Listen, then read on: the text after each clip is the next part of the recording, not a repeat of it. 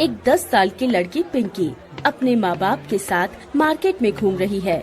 वो सभी दुकानें और सभी लोगों को बहुत ही ध्यान से देख रही है। तभी अचानक उसके सामने उसकी माँ की उम्र की एक औरत आ जाती है, जिसे देखकर वो 10 साल की बच्ची रुक जाती है। अरे केतकी, कैसी है तू? कितने सालों बाद तुझसे मुलाकात हुई। घर में सब ठीक तो है ना?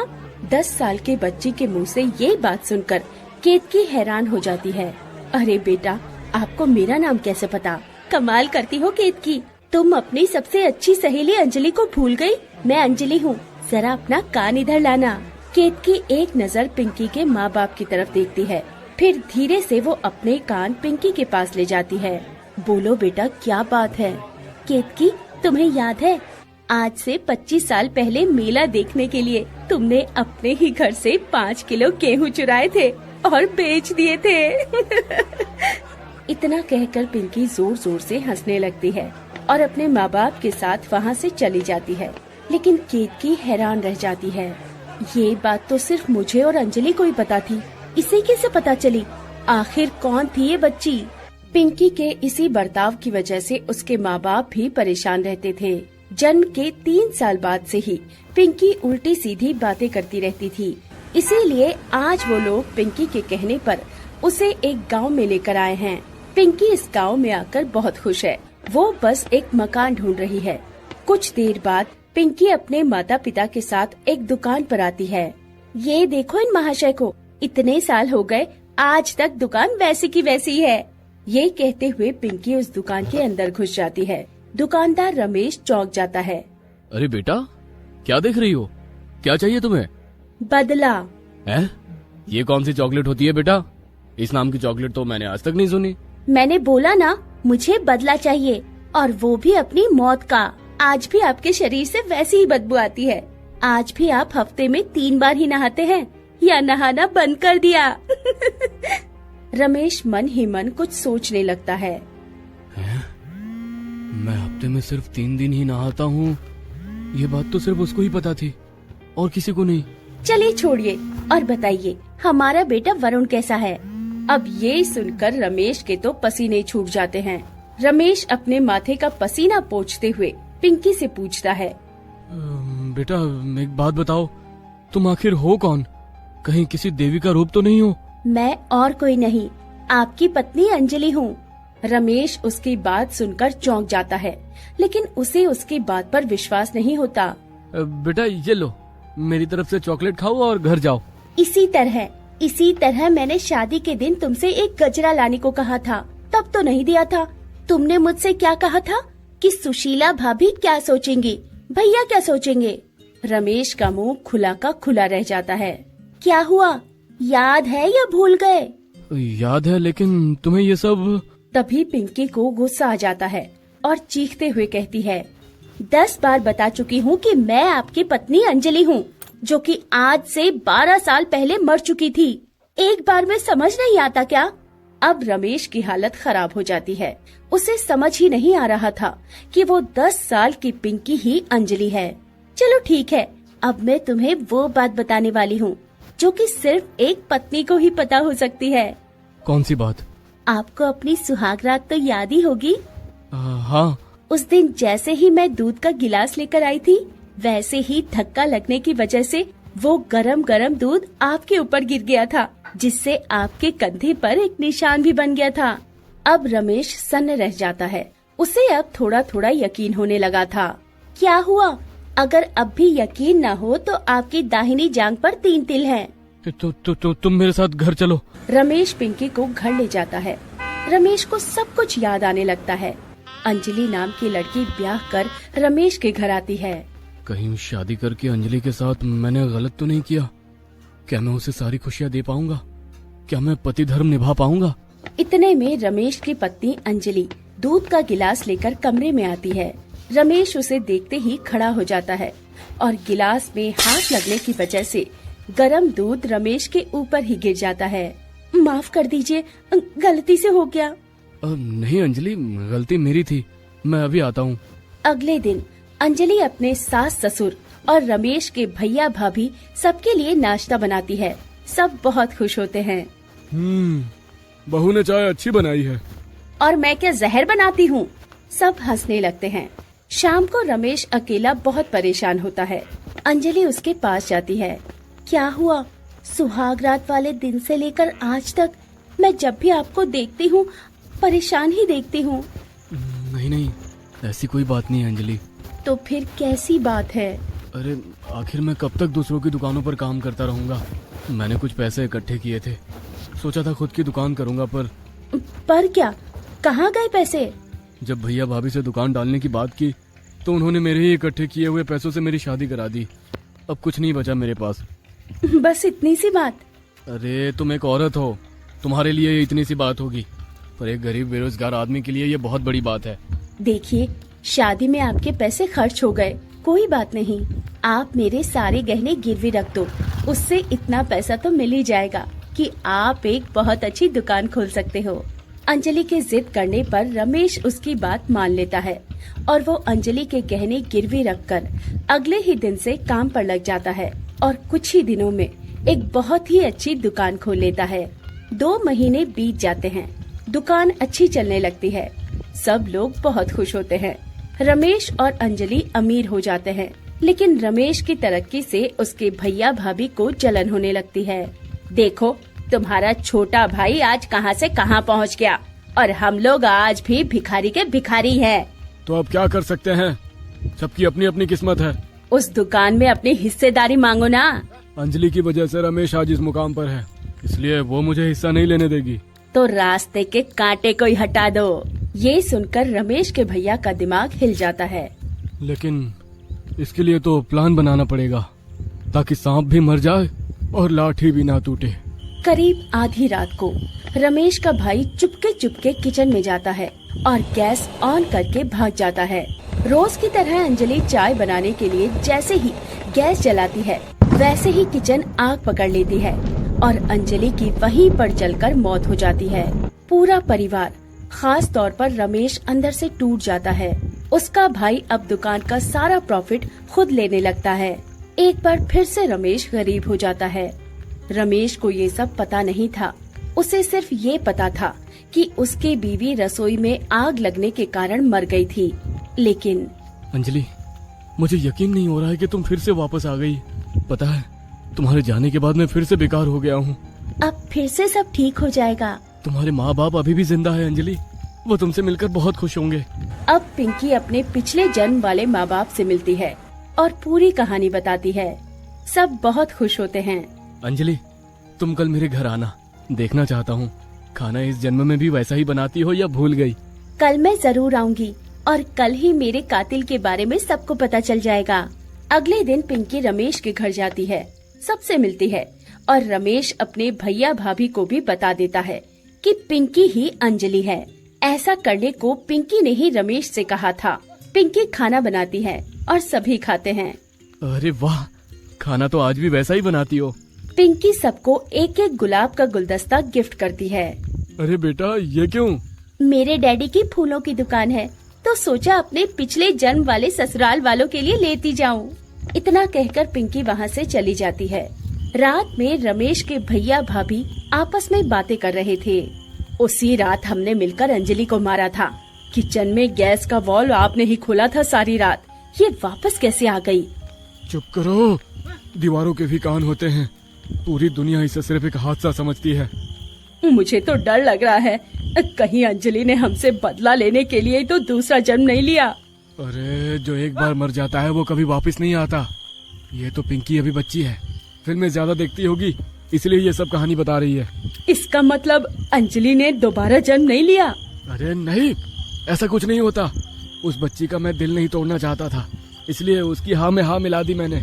जो गुलदस्ता पिंकी ने दिया था उसमें एक छोटा सा कैमरा लगा था, जिससे भैया और भाभी की सारी बातें रिकॉर्ड हो गई और अगले दिन सबूत के साथ दोनों को पकड़ लिया गया। उन्हें फांसी की सजा सुनाई गई। पिंकी का बदला पूरा हुआ। अब पिंकी उसी घर में खुशी खुशी रहने लगी। एक बार फिर से 6 महीने बाद रमेश अमीर हो गया और सब लोग खुशी खुशी रहने लगे। दोस्तों, आप सभी इस वीडियो पर अपनी माँ की लंबी आयु के लिए कमेंट में आई लव माँ जरूर लिखें। दुर्गा माँ जरूर आपकी इच्छा पूरी करेंगी। और हाँ, इस वीडियो को लाइक जरूर कीजिएगा। सरला के माथे पर बांझ नाम का एक धब्बा था, लेकिन आज वो धब्बा उसके माथे से निकल गया। उसकी बेटी जो पैदा हुई है। सरला खुशी के आंसू रो पड़ी। उसके पति श्यामलाल की आंखों में भी आंसू आ गए। हे शिव शंकर, आपके आशीर्वाद से ही ये संभव हुआ है। जय भोलेनाथ। असल में शिवजी का व्रत रखने के बाद ही उनकी बेटी पैदा हुई है। श्यामलाल अपनी बेटी का नाम सुवर्णा रखता है। गांव में मिठाई बांटी जाती है। सुवर्णा बड़ी होने लगती है और वो 5 साल की हो जाती है। एक दिन अचानक सुवर्णा को चक्कर आ जाता है। श्यामलाल और सरला चौंक जाते हैं। क्या हुआ बेटी, क्या हुआ? तभी सुवर्णा कहती है, बेटी? कौन बेटी? मैं आपकी बेटी नहीं हूँ, मैं तो लक्ष्मण की बीवी हूँ। ये सुनकर श्यामलाल और सरला के होश उड़ गए। बीवी? मतलब तू तो हमारी बेटी है और तू सिर्फ 5 साल की है, तू किसी की बीवी कैसे हो सकती है? अरे मैं इस जन्म की बात थोड़ी कर रही हूँ, मैं तो पिछले जन्म की बात कर रही हूँ। ये सुनकर दोनों के सर पर जैसे आसमान टूट पड़ा। लेकिन सुवर्णा की बात सच है। पिछले जन्म में उसका नाम राधिका था।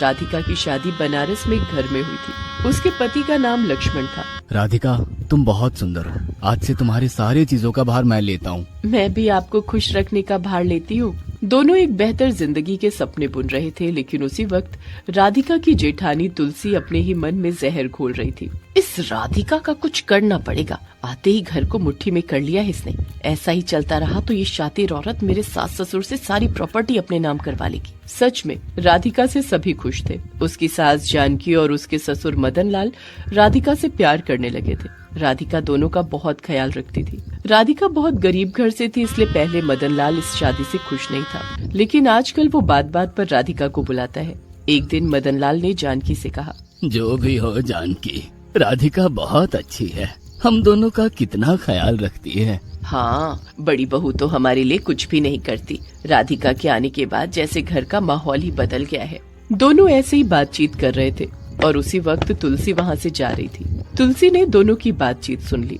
बात बिगड़ती जा रही है, कुछ तो करना ही होगा। तुलसी प्लान बनाने लगी। उसने राधिका के बनाए हुए खाने में ज्यादा नमक मिला दिया, ज्यादा मिर्ची मिला दिया, लेकिन उसने देखा कि खाते वक्त किसी ने राधिका से कुछ भी नहीं कहा। प्यार में एक अलग ही शक्ति है जो कि तुलसी को समझ में नहीं आई। राधिका से सिर्फ इंसान ही नहीं, जानवर भी बहुत प्यार करते थे।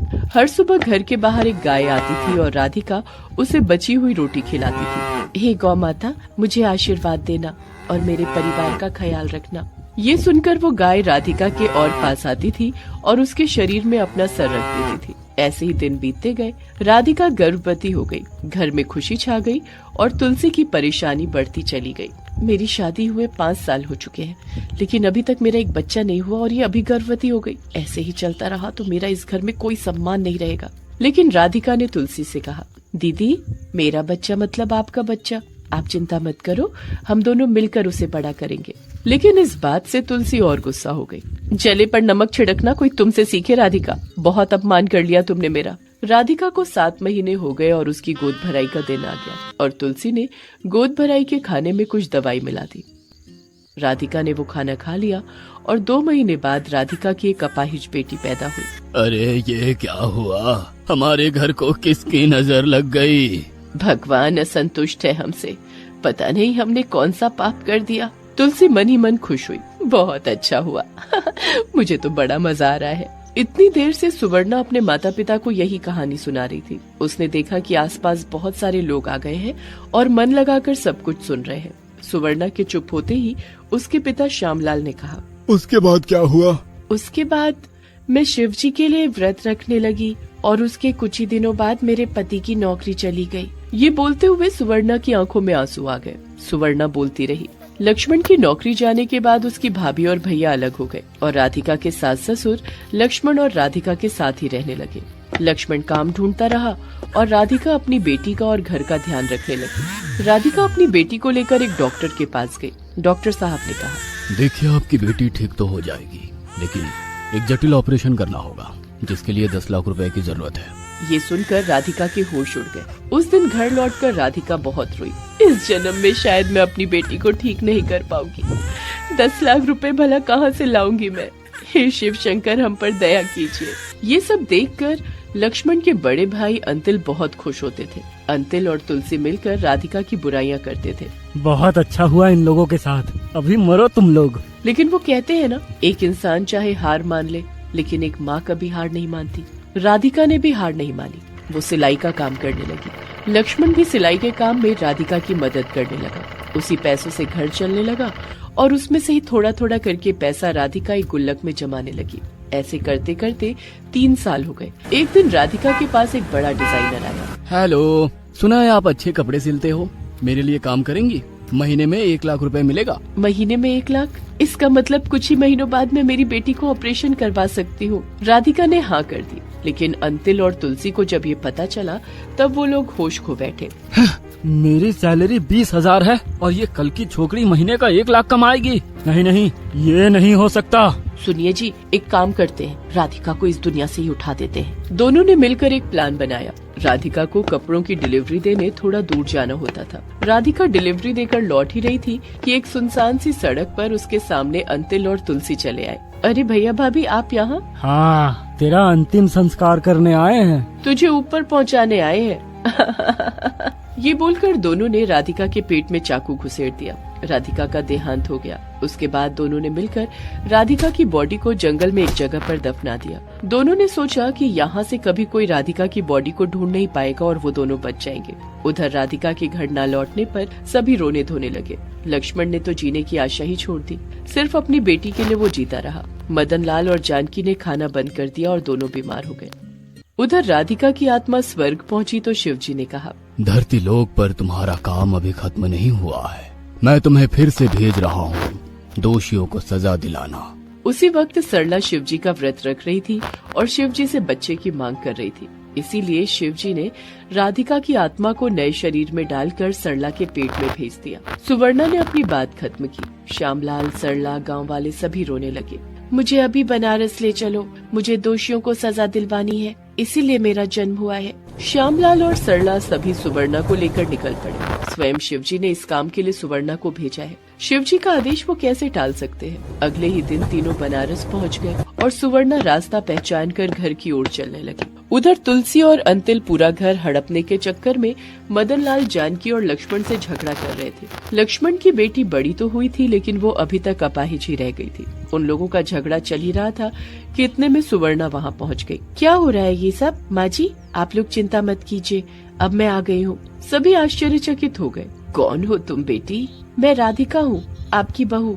ये सुनकर अंतिल हंसने लगा। क्या मजाक है? हाँ?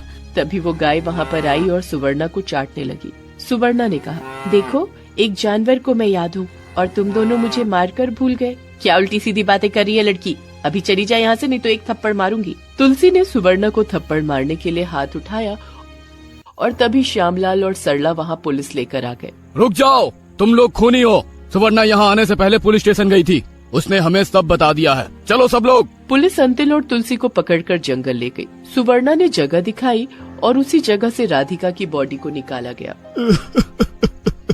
भैया भाभी, इसका मतलब आप दोनों ने मिलकर मेरी राधिका को मार डाला था। अरे नहीं नहीं, हमने ये नहीं किया। क्या प्रूफ है कि हमने इसे मारा है? और तभी एक चमत्कार हो गया। स्वयं शिवजी वहाँ प्रकट हुए। प्रमाण मैं देता हूँ।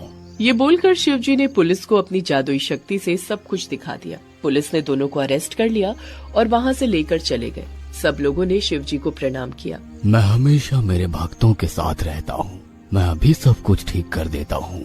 ये बोलकर शिवजी ने सुवर्णा के शरीर से राधिका की आत्मा को निकालकर राधिका के शरीर में डाल दिया। राधिका जिंदा हो गई।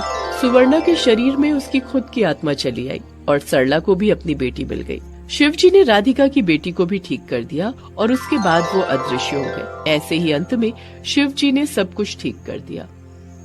दोस्तों, आप हमारे चैनल को जरूर सब्सक्राइब करें